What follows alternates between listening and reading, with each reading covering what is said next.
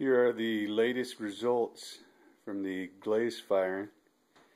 I don't have a whole lot in here. I have a small kiln, and those plates ended up taking up a lot of space. But I guess we'll start on this end with these cups.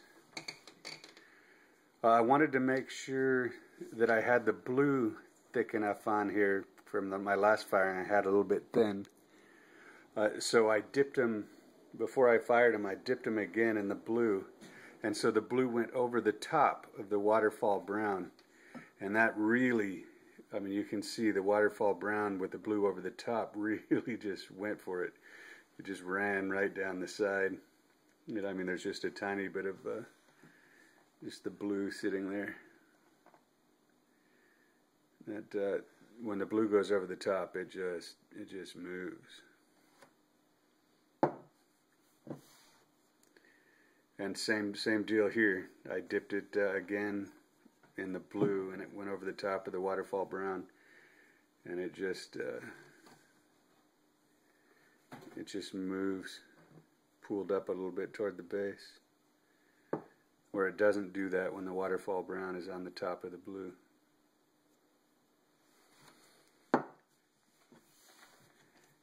And here's one where I dipped the whole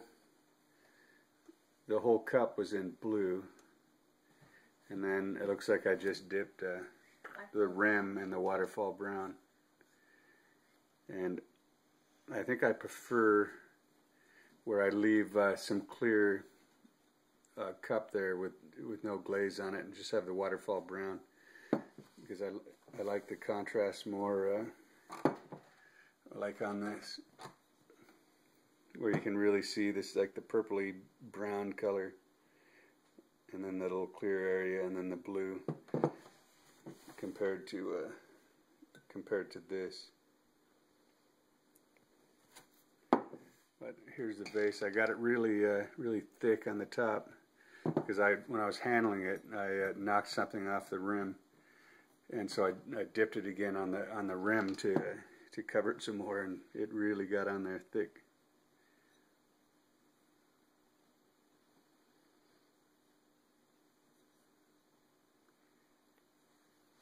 Okay, here's the bowls that I got the bowls wet before I dipped them, because I didn't want the glaze pooling in the bottom, and it certainly it makes the glaze go on a lot thinner, and it doesn't move at all when it's on this thin. I wasn't expecting to get this color. Actually, I kind of like it, but it's not what I was shooting for.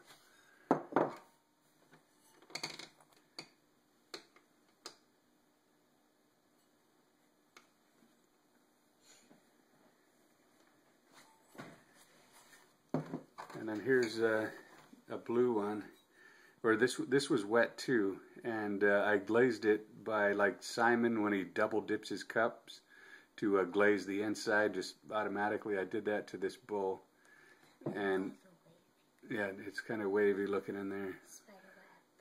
I kind of like it. I mean, I wouldn't shoot to do this intentionally, but I mean, I kind of like it anyway. It's a little bit neat looking. And then here's a little plate that I did that was also wet before I dipped it, and you just it really gets just that purpley color, and the glaze does not move.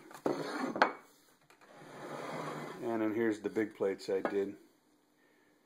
They were wet, but I can't dip them because they're too big for my bucket, so I have to pour the glaze over.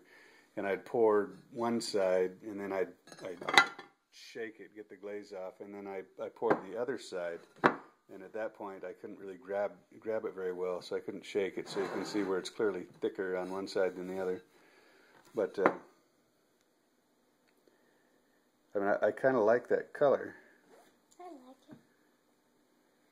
it. And the glaze is relatively smooth. You can see Brianna in there. And both the plates turned out about the same. It's not exactly what I was expecting, not exactly what I was hoping for, but I do kind of like it. I like the color It's kind of a deep, I don't know, purpley brown kind of color. And which is your favorite piece, Brianna?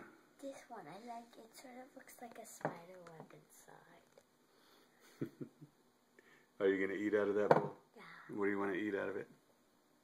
I don't know. Zed? No. Alright. Zed's our doggy. Yes. You want to say keep practicing? Keep practicing. Alright. Alright. Thanks for watching.